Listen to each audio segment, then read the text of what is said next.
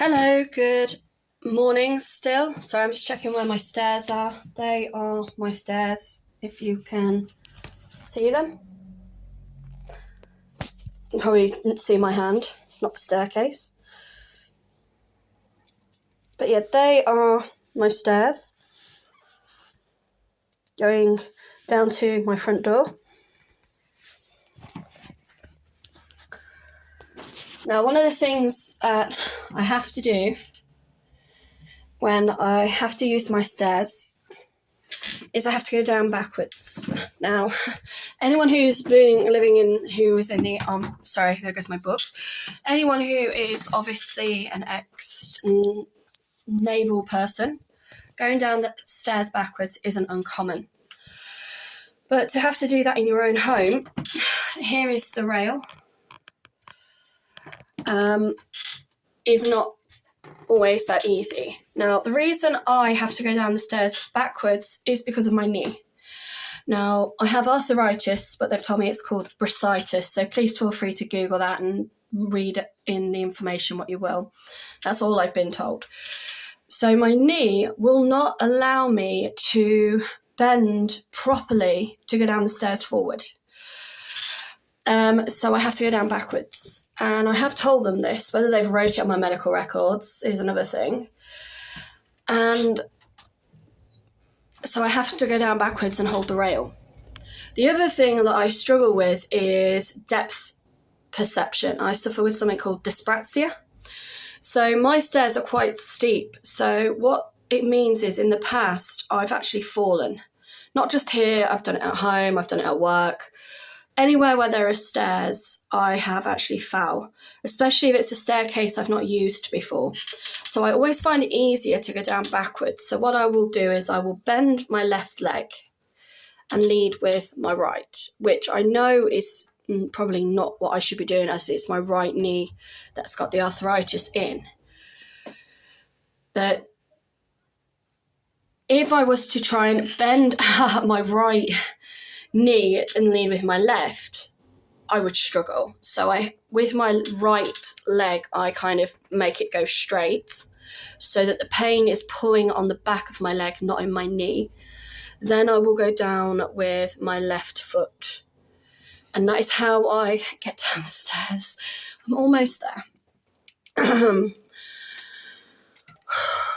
Just make sure I am at the bottom. I kind of do that thing where you feel with your foot to make sure you're not going to fall off the edge of a cliff or something. And I have come down my staircase. The other thing you've probably noticed is that the lights are on. They're always on the stairs. So when the job centre are saying, we're going to cut your benefits because you've managed to adapt your life to your disability, therefore you're no longer disabled. It's like, well, hang on a minute. I have to keep my lights on in my house because of my PTSD. I also have to keep the lights on in my house 24/7 because I struggle with spatial awareness and the ability to judge distance in my own home. Yes, I have a driver's license. So a lot of you are probably saying, well, how can I have a driver's license if I struggle with distance? Well, for starters, I have a license. I passed my driving test over 15 years ago.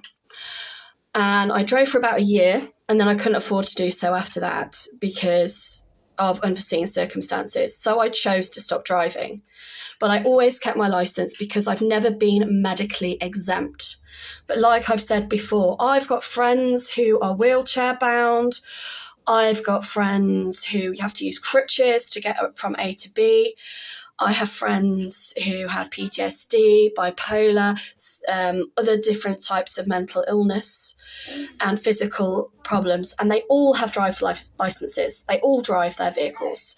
I have a friend who's got arthritis in both knees and in his shoulders, yet he still has a job. He's very lucky. He works for the police force, and he still has a driver's license. That does not mean that his illness or disability has disappeared, but the government are classing it as manageable, which is why they're refusing to support people.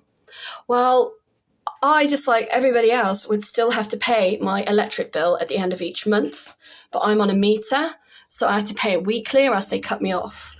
Now, a lot of people would say, well, if you can't afford to put the money on the meter, turn off the lights. But if I was to turn off my lights in my house, I wouldn't be able to live here on my own or with my kids. The reason I wouldn't be able to live here if my lights didn't work, because I've had this issue in the past when my dodgy landlord refused to fix the electric box.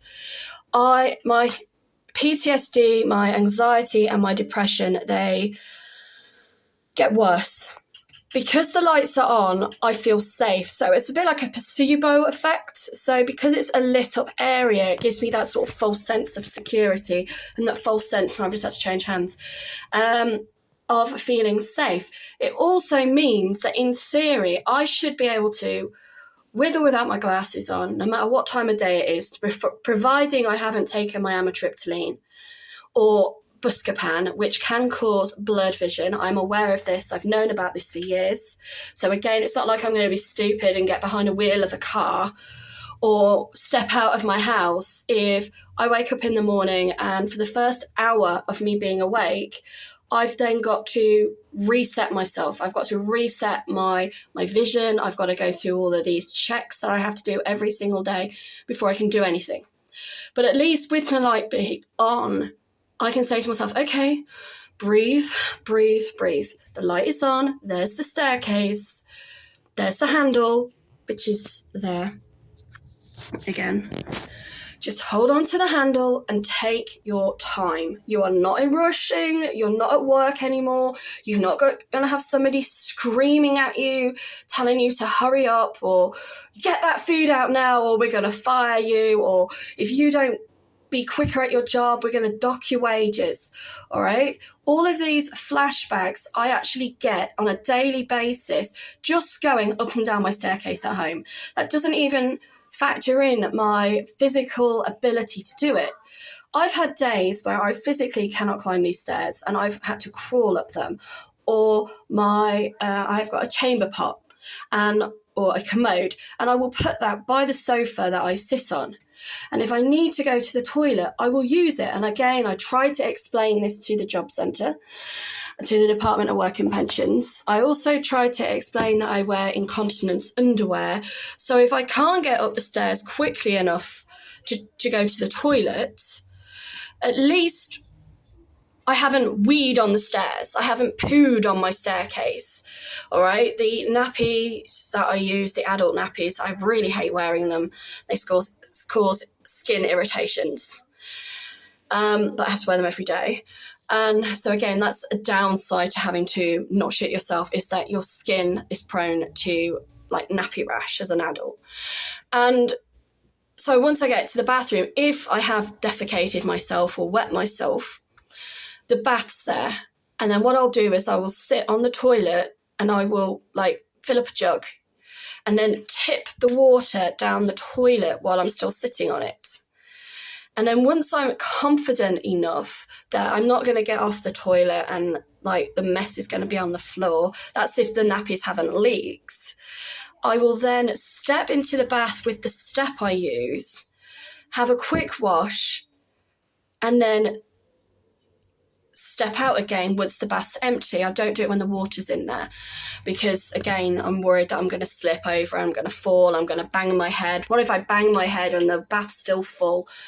Are drowned. So even my children do it. It's like good practice. They will sit in the bath until the bath's empty. They'll say they're getting cold, but at least then I know if there was a slip, trip or fall, they're not going to fall back into a tub full of water. Yes, it's going to hurt because you fell into a bathtub, but at least then if you do injure yourself, you're not sitting in a bath full of water. You've not got the risk of, if you were to hit your head and become unconscious or you cut your arm and you're in the bath, it can cause more of a health problem. So I'm there sitting in the bath after shitting myself, then get out of the bath using the step, then get dressed again, and then I will try to go back down the staircase. My clothes, if they are completely soiled, I will throw in the bin. And there goes my door.